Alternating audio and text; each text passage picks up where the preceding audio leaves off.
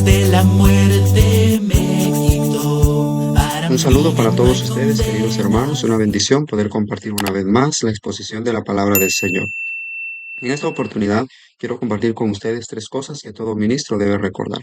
Las primeras dos vamos a encontrar en la primera carta de Timoteo, en el capítulo 4 y el versículo 16. Y dice la palabra del Señor de esta manera: Ten cuidado de ti mismo y de la doctrina, persiste en ello, pues haciendo esto te salvarás a ti mismo y a los que te oyeren. El primer aspecto que debe de considerar todo ministro, que debe recordar todo ministro, es en cuidar su testimonio. Cuando el apóstol Pablo le dice a Timoteo, ten cuidado de ti mismo, se refiere a que tenga cuidado en su conducta, que tenga cuidado en su forma de vivir y comportarse, no solamente dentro de la congregación, sino también fuera de la congregación. Los hermanos, cada miembro de la congregación, cada miembro que asiste a esta congregación de cierto ministro, van a poner su mirada en el hermano, su mirada en el ministro. Entonces, el ministro debe ser un ejemplo, un modelo de ejemplo para todos los miembros de la congregación, querramos o no, querramos aceptarlo, esa es la realidad. Por eso el apóstol Pablo le insiste a Timoteo, ten cuidado de tu conducta, ten cuidado cómo tú te comportes. ¿Por qué? Porque hay muchas personas, muchos miembros de la congregación que te están viendo, que van a seguir tu ejemplo. Creo que el apóstol Pablo también dice, imítenme a mí y a aquellos que se conducen de esta manera, sean imitadores de mí o sean imitadores de Cristo. Entonces las personas que se quiera o no se quiera aceptar, van a poner la mirada en el ministro, los miembros de la congregación.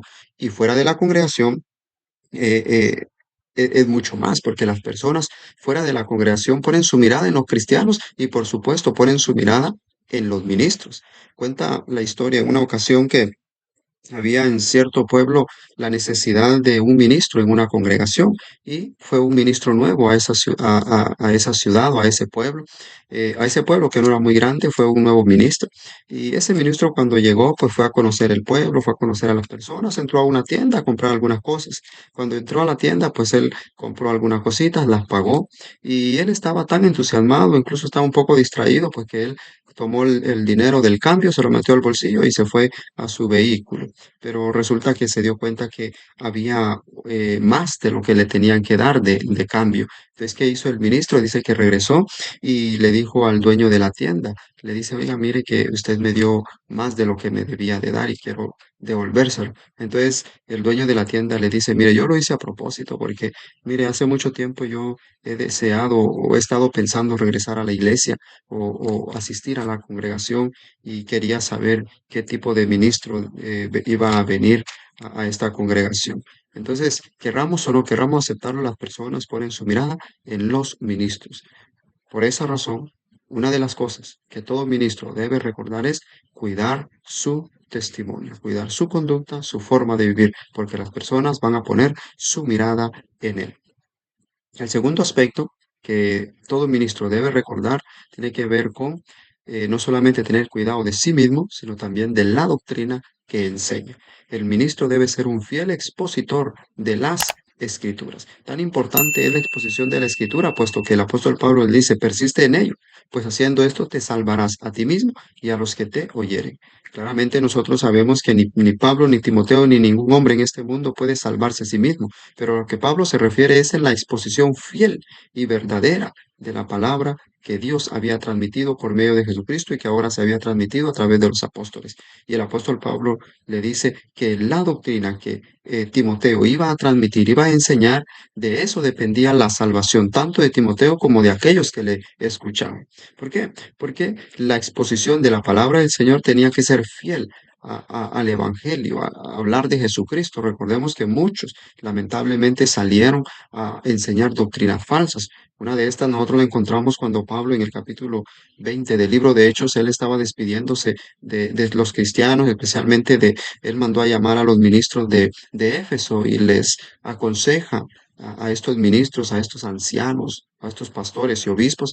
Pablo les aconseja y en el capítulo 20 nosotros encontramos que le dice, porque yo sé que después de mi partida entrarán en medio de vosotros lobos rapaces, que no perdonarán al rebaño, y de vosotros mismos se levantarán hombres que hablen cosas perversas para arrastrar tras sí a los discípulos. Entonces, lamentablemente, pues la exposición de la palabra está en peligro, la fiel exposición de la palabra está en peligro, porque desde que el apóstol Pablo estuvo dentro de la congregación, habían personas personas que enseñaban cosas contrarias al verdadero evangelio y esto corrompía el corazón, la fe de muchas personas. Y por esto Pablo le dice a aquellos ministros o aquellos obispos de Éfeso que esto sucederá también. Se levantarán hombres que hablen cosas perversas y tras ellos van a arrastrar también a muchos discípulos. Por tanto, es una gran responsabilidad que todo ministro tiene sobre sí la fiel exposición de las escrituras, la fiel exposición de la palabra de Dios. Y eso no debe de olvidarlo ningún